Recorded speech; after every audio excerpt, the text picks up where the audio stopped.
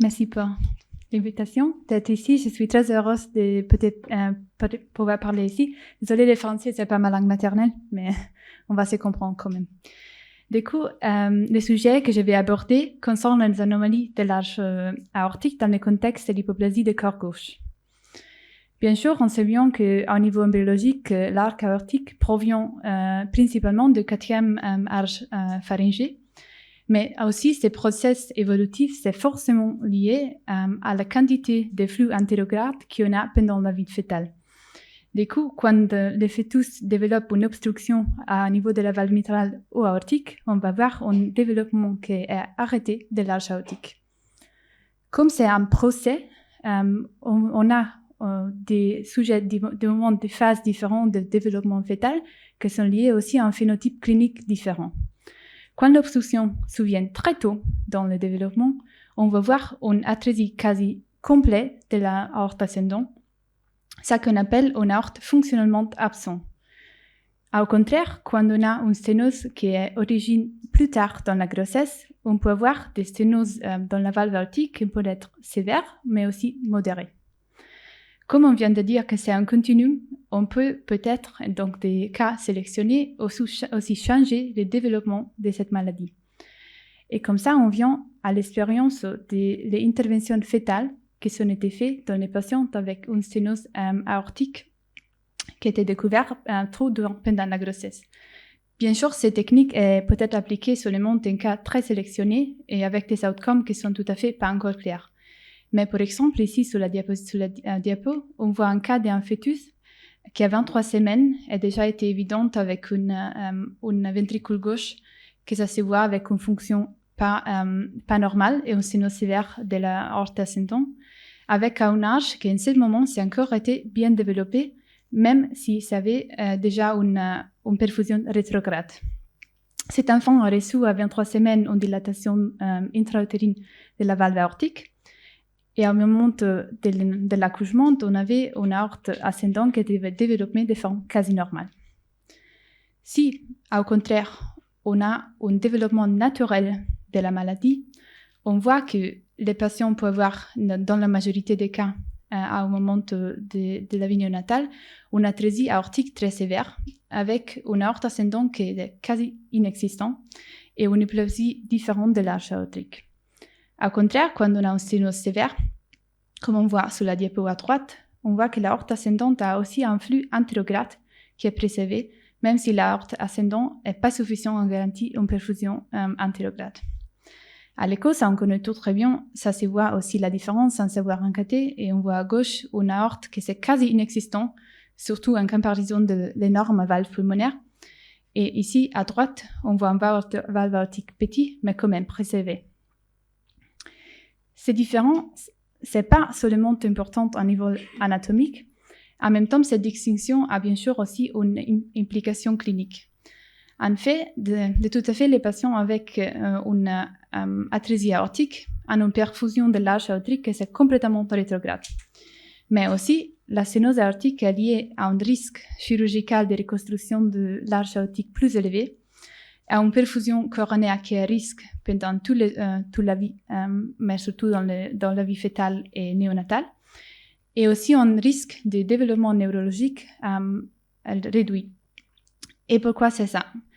Les valves, les vaisseaux du cou des patients, et bien sûr les vaisseaux cérébraux, sont aussi liés dans la vie fœtale, sont développés indépendamment de la quantité de flux qu'on a dans les vaisseaux.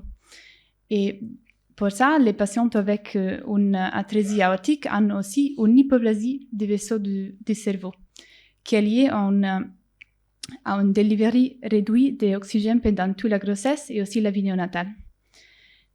Pour vérifier ça, dans mon institution à Zurich, on a aussi développé un modèle agneau des ventricules hypoplasie gauche, qui ont fait une performance en coiling de la valve mitrale très tôt dans la vie fœtale, qui nous permet d'avoir une atrésie aortique physiologique à un moment de l'accouchement. Et on performe des IRM fœtales sérielles, donc dans les fœtus de l'agneau, pour voir ça change comment la perfusion cérébrale. Et ça, c'était possible de voir, c'est que dans les patients avec une atrésie de l'aorte, on voit que la perfusion de la carotide, c'est beaucoup plus réduit en comparaison de les autres patients. Et ça, c'est lié aussi au niveau histologique de cérébral, à un développement altéré de tissu cortical. Quand on parle de atrésie de la valve aortique, c'est important aussi de parler de le cas spécial d'une atrésie aortique liée à une sténose de la valve mitrale. En fait, dans ces patients, on a un risque plus élevé de connexion ventriculo-coronaire abnormale. En fait, on a un ventricule gauche très petit, mais qui a un flux antérétrograde pour la valve mitrale et pas de sortie. Du coup, les ventricules cherchent une connexion avec des sinusoïdes dans l'artère coronaire. Et ça est lié à un risque ischémique chronique pendant toute la vie pour le fait qu'on a un flux compétitif, mais aussi un moment de correction chirurgicale. Dès le moment qu'on clampe l'aorte ascendant, on va voir une ischémie massive.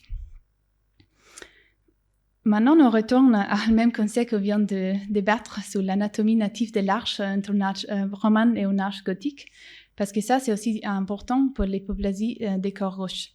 En fait, on peut voir des arches romanes qui sont liées à un flux qui s'est bien distribué et laminaire, et aussi beaucoup plus souvent des arches avec une forme gothique qui sont liées à un flux plus turbulent et un prognose moins favorable pour les patients.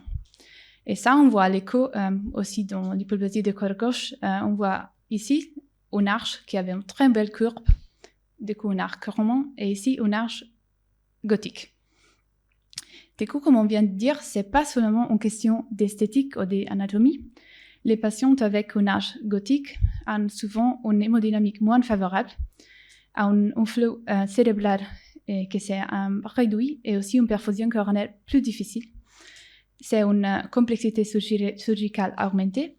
Et aussi, on a plus souvent une coartation native, comme on voit sur cette image ici, fait par un shelving postérieur, et aussi un risque plus indépendant de récoartation après la chirurgie.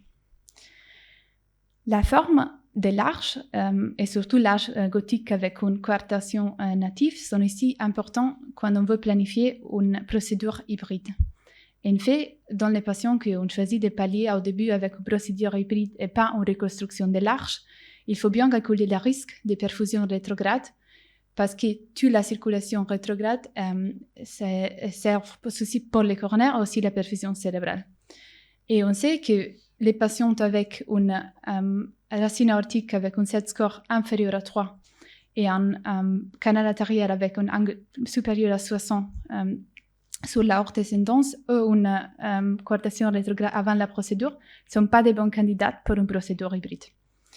Mais si on veut quand même essayer et faire une procédure hybride, comme dans ce cas ici, où on voit à gauche un stenting du canal qui est déjà en place, mais en même temps aussi une aorte ascendante qui a un angle que c'est pas vraiment facile, c'est beaucoup plus que 60 degrés. C'est important en ce moment déjà de mettre un stent sur l'aorte, sur la coartation rétrograde pour éviter des complications dans le patient. Même après la chirurgie et la correction de l'anatomie de l'arche aortique, c'est important d'avoir la notion de comment ça a été l'arche tout au début.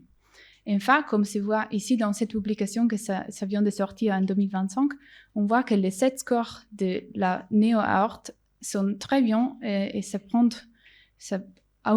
plus augmentés que normal. Même si on a un tissu natif qui s'est réduit en comparaison à la population normale, on a une dilatation du patch et de toute l'arche aortique.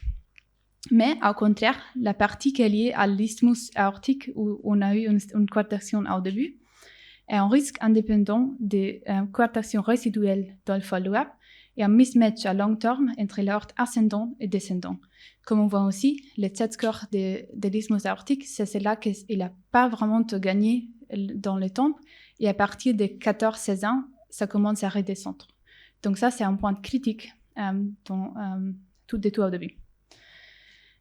Ça, on a déjà parlé maintenant dans la présentation précédente, mais beaucoup d'études ont été faites aussi pour la energy loss et la création des vortex dans l'arche des hypoplasies de cœur gauche qui a été reconstruite. Et comme on voit aussi, on voit en bleu l'arche à gauche, on a une arche qui est moins gothique, avec un calibre de l'aorte ascendante et descendante qui ne sont pas autant différents, comme dans cet exemple à droite. Dans les patients où on a une arche gothique, ça a été démontré que la pression des circuits de Fontan est plus élevée. En même temps, quand on a une forme assablée avec une sténose sous l'aorte ascendante, on a aussi un volume indiastolique des ventricules droite qui s'est élevé. Et quand on a un mismatch entre l'aorte ascendante et descendant, on a une durée de séjour à soins intensifs après la palliation de Fontan qui c'est plus long. Bien sûr, après la reconstruction de l'arche ascendant, il faut aussi penser que l'espace anatomique où lequel on se trouve, c'est petit. Parce qu'on a aussi l'artère pulmonaire gauche et le bronche gauche qui sont dans le même espace. Et du coup, quand la reconstruction de l'aorte ascendante est excessif, le risque de compression de l'artère pulmonaire gauche est donné. Ça a été démontré dans une étude que j'avais faite à mon institution précédente. On a vu que le diamètre de l'aorte ascendante avant la procédure de Glenn, c'est un facteur de risque indépendant de compression de l'artère pulmonaire gauche en post-opératif. Même quand on a une reconstruction qu'on peut dire optimale de l'arche aortique, normalement, 40% des patients ont besoin d'une deuxième intervention, sauf chirurgicale, sauf interventionnelle, au niveau de l'aorte descendante. Normalement, cette réintervention, c'est dans les premières décades de vie, mais en même temps, le risque, ça reste pendant toute la vie de les patients. En beaucoup de cas, l'obstruction, c'est pas lié il n'y a pas des signes cliniques clairs. Et du coup, c'est important de surveiller bien les patients, de chercher au niveau des imaging des complications qui sont possibles et d'intervenir tôt avant qu'on va voir des complications au niveau ventriculaire. Quand on parle de les stratégies qui sont possibles, qui est possible d'utiliser quand on a une récoartation de ces patients, il y a des études qui ont démontré que la première procédure qu'on peut essayer, c'est une dilatation au ballon, une ballon-angioplastie, pour essayer de améliorer la dilatation, surtout quand la sténose est très précoce et on ne veut pas implanter un stent de réopérer un néonat, un nouveau-né. Mais quand on essaye une dilatation en ballon-angioplastie, la nécessité d'une réintervention est très haute et peut être assez haut comme 40%. Ça dépend aussi de la localisation de notre sténose. Comme on voit aussi, ça c'est une sténose qui est localisée en aval de sous-clavier gauche. Et une sténose qui est ici, c'est lié à un succès moins élevé d'une ballon-angioplastie. En ce cas, une implantation d'un stent, même si ce n'est pas un résultat optimal, est la solution la plus favorable. Mais quand on fait une stent implantation, c'est important de savoir que c'est important de mettre un stent qu'on peut dilater jusqu'à l'âge adulte ou un stent qu'on peut changer, du coup on appelle breakable. En post-opératoire, on peut voir aussi des sténoses dans l'arche aortique, même si à l'écho on n'a pas de gradient significatif, qui peut être un problème pour les patients. Ça, c'est un cas que j'avais fait en janvier. On voit c'est un direct post-opératif. On voit qu'on a un ventricule qui s'est quasiment arrêté, même si au niveau en plan A, on voit sur l'angiographie une sténose que c'est pas important. Sur les profils, on se rend compte que la sténose c'est quand même relevant. Et en ce contexte, on voit ici sur le ECG, c'était en situation critique. L'implantation d'un stent pour solutionner la sténose a permis une récupération de la fonction ventriculaire et aussi d'un immédiat de l'ECG. On vient de parler jusqu'à maintenant de sténoses qui sont localisées dans l'aorte, surtout dans l'aorte descendante, mais dans un cas plus rare, on peut aussi avoir des sténoses de l'aorte ascendante ou de la sténose de l'anastomose de Damus. En ce cas ici, on voit ici une sténose quasi complète de notre anastomose de Damus. Ça, c'est moins souvent et c'est lié à un pronostic moins favorable. Et les facteurs de risque sont liés à cette resténose en cette point ici, c'est avoir une aorte ascendante très petite et un anastomose chirurgical qui n'a pas été bien fait. En cette patient, on a choisi une stratégie interventionnelle et ça, on peut voir les follow-up du patient 3 ans après avec 2 stents en place et une bonne perfusion de l'aorte ascendante. Les sténoses dans l'arche que s'était reconstruite peuvent aussi être localisées dans l'aorte ascendant, comme on voit aussi, comme une manchette après de l'anastomose de Damus. En ce cas, si on arrive à faire une intervention sans couvrir les carotides, une thérapie interventionnelle peut être possible, mais ça lié surtout à une reconstruction chirurgicale que ça n'a pas été bien fait. Et on a aussi des exemples dans l'aorte ascendant avec des sténoses compliquées ou multiples qui ne sont pas éligibles pour une reconstruction chirurgicale. On arrive déjà à les conclusions de mon topo. Et c'est important de dire que l'arche aortique dans le contexte d'une hypoplasie du corps gauche est une structure dynamique. Et l'anatomie initiale influence fortement la stratégie chirurgicale, la perfusion cérébrale et les pronostics de cette patiente. Et que la géométrie de reconstruction est aussi importante que le diamètre. Du coup, ce n'est pas seulement le diamètre de l'arche aortique que c'est important. Et les succès ne reposent pas seulement sur l'acte chirurgical initial, mais aussi sur la capacité d'anticiper, surveiller et intervenir à chaque étape de l'évolution. Et merci pour votre attention.